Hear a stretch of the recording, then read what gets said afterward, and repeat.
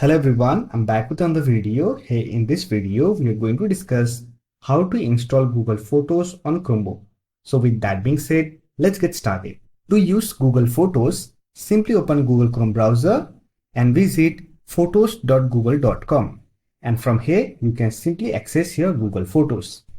However, if you want to install Google Photos application, then we have two options. First one is you can install PWA version. For that, on the address bar, you'll find this download icon, click on it, then click on install.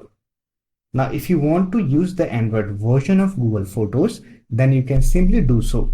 For that, you can simply use Google Play Store.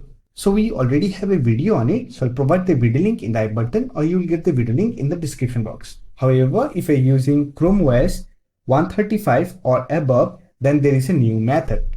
For that, simply click on App Launcher icon and here look for Apps and Games application. Simply open it, or else you can also open it from the Chromebook itself. Here you will find all the apps and games that are optimized for your Chromebook. Simply search for Google Photos and from the search result, select the application.